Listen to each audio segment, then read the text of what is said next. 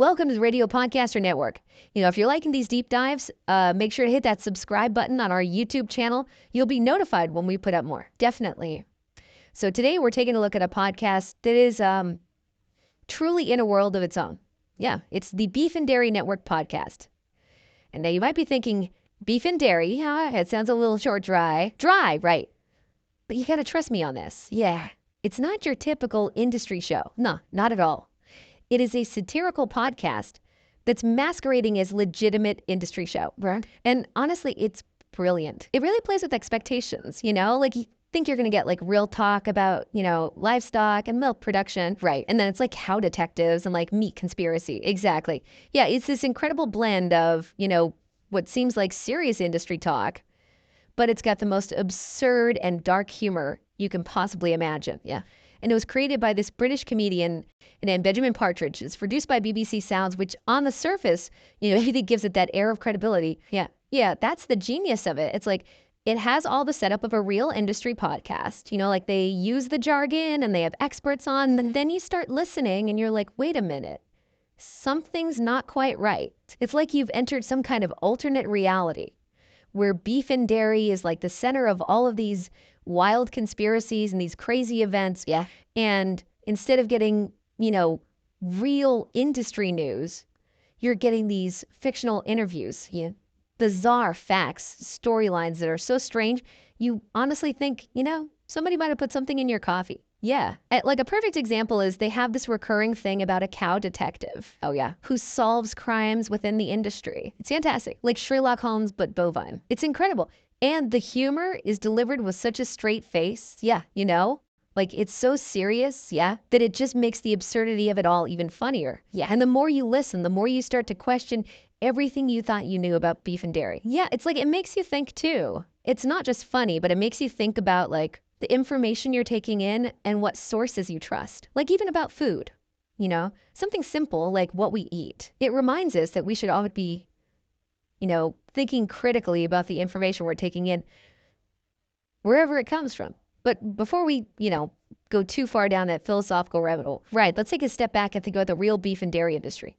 It's a global thing. Huge. Yeah, global. The beef industry alone is worth over $400 billion. Wow. Which is just wild when you think about it, like hundreds of billions of dollars just around cattle. Yeah. And the big players are the US, Brazil, and China.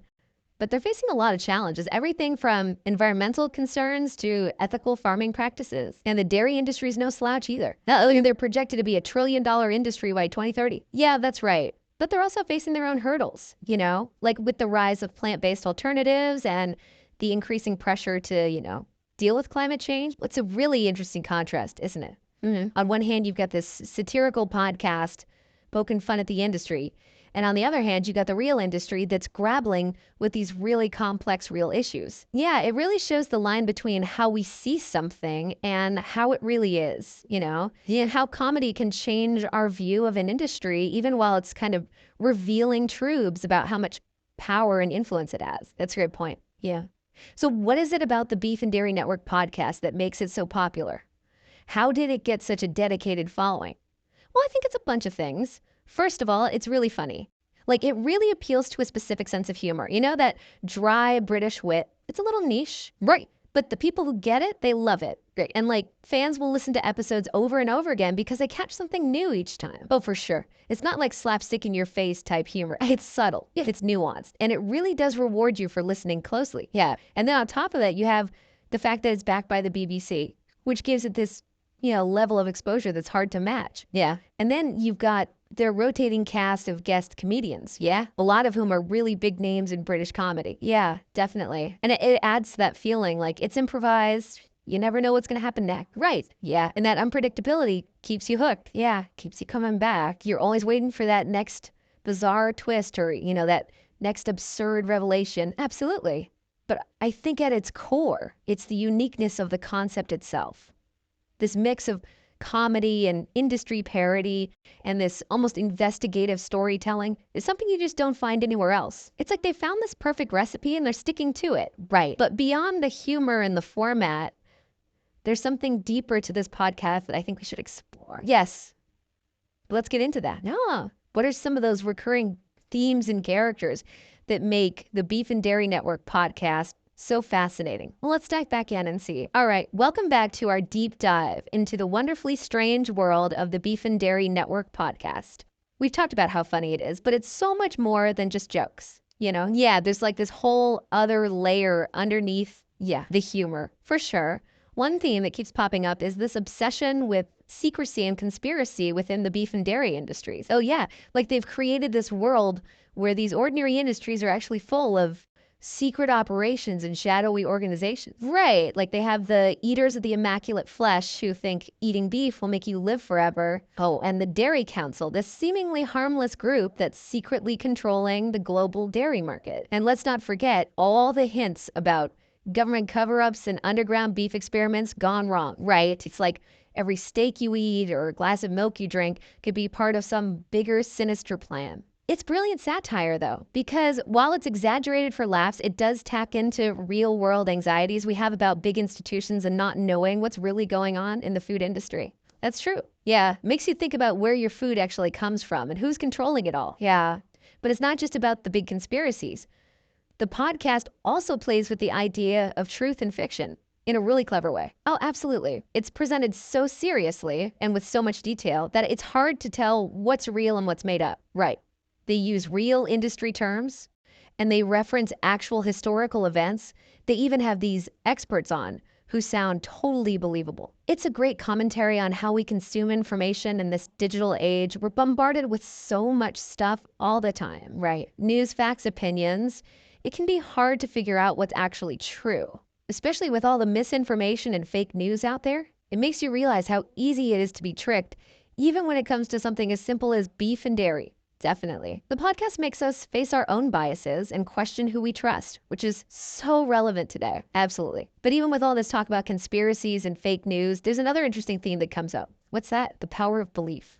Oh yeah, you see it all the time in the podcast with these characters who are totally convinced of the craziest things. Yeah, like Bob the farmer, who's sure his cows are talking to aliens through their milk, right? Or Eli the cheese shaman, who thinks he can get magical powers from cheese. They're so passionate and sincere about their beliefs that you almost start to believe them too. I know, right? It's like the podcast is exploring where delusion ends and genuine faith begins and how blurry that line can be. It reminds us that belief is powerful, whether it's based on reality or not.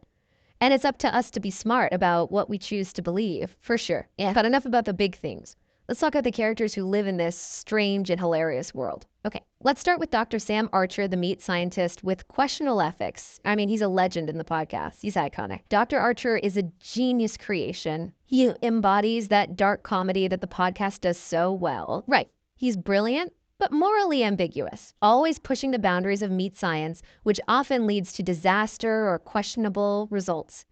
Like that time he tried to combine cow and human DNA to create the ultimate steak. Oh yeah. Or when he accidentally made a sentient meat blob that terrorized the countryside. Exactly. Those storylines are perfect examples of how the show blends science with absurdity. Dr. Archer represents our obsession with progress, even if it means crossing ethical lines. He's like a warning wrapped in a hilarious package. A reminder that not all progress is good, especially when you're messing with nature. And then there's Eli the cheese shaman. Ah, Eli. He takes the idea of artisanal cheese to a whole new level, a spiritual level. He thinks cheese is the key to unlocking higher consciousness. He leads cheese meditation retreats. He does cheese divination rituals. Yeah, he even claims to talk to the ghosts of ancient cheesemakers. It's so ridiculous, but his enthusiasm is contagious. It really is. It's like a satire of New Age spirituality. But there's also a genuine warmth to Eli's character. Totally. He represents our longing for meaning and connection, even if we look for it in unexpected places. It's like he's saying, hey, if cheese makes you happy, who cares? Right. It's about finding your own way to enlightenment, even if that involves lots of cheese. Exactly. And of course, we can't forget the host himself, Benjamin Partridge. He's so important to making this whole thing work. Oh, absolutely. He plays this exaggerated version of himself, right? This super serious, kind of clueless radio host who's totally oblivious to how ridiculous his guests and their ideas are. His deadpan delivery is perfect. He never breaks character, never acknowledges the jokes, which makes them even funnier. It's like he's the straight man in a world of crazy characters, and his reactions are priceless. It's such a clever way to do comedy. It is. His grounded presence keeps the show from going completely off the rails. It's like he's anchoring the ship of absurdity. He's the voice of reason in a sea of madness. And that contrast is what makes it so brilliant. You're right.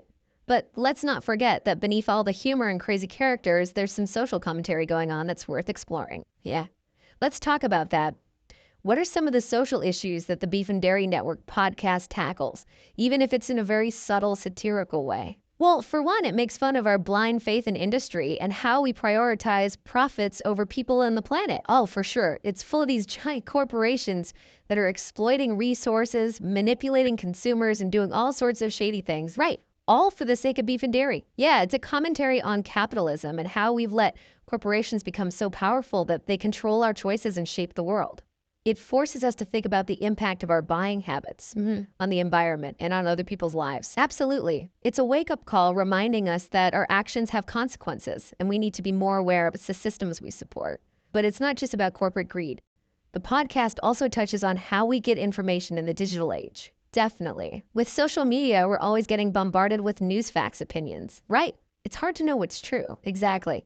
The podcast plays with this idea, blurring the lines between truth and fiction, satire and reality. It makes us question our sources, our biases, and our own ability to tell what's real from what's fake. It reminds us that critical thinking is more important now than ever, especially with all the misinformation out there.